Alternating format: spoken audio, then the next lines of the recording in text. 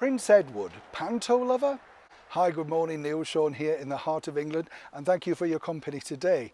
Now, as you know, Prince Edward's really stepped out of the limelight over the last few months. In fact, he's been a great support to our gracious Majesty the Queen following the sad demise of her husband, of course, His Royal Highness the Duke of Edinburgh.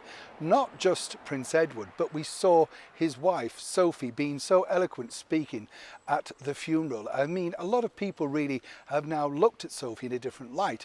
As we know, she's very close to Her Majesty the Queen, and so is her daughter, Lady Louise.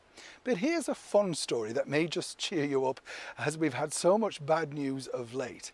Now, as we all know, Prince Edward really has theatrical ambitions, or he did have. In fact, he was the first royal to have his own TV production company, Ardent TV Productions. Now, he teamed up with a guy whose daughter became a pop star, Sophie Ellis-Bextor. Yep, look that up. Always showbiz connections when you dig a little bit deeper.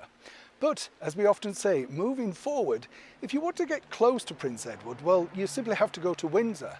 But we're not talking Windsor Castle, we're talking the Theatre Royal in Windsor. As you know, Prince Edward, along with his family, like to attend their yearly pantomime treat at the Theatre Royal in Windsor, and this year is no different.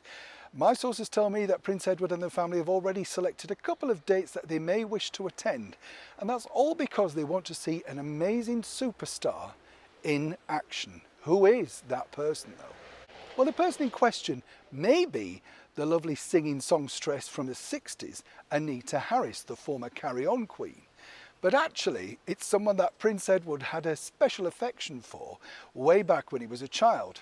If I said the words boom boom, do you know who I mean? Of course, we're talking about the wonderful Basil Brush.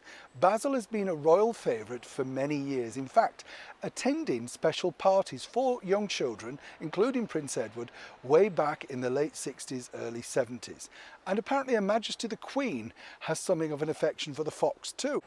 So if you want to get your panto treat booked, perhaps you may just also be sat in the same auditorium as His Royal Highness Prince Edward too. And more importantly, watch him delight in watching someone who likes to think of himself as rather royal himself, Basil Brush. Neil Sean in the heart of England.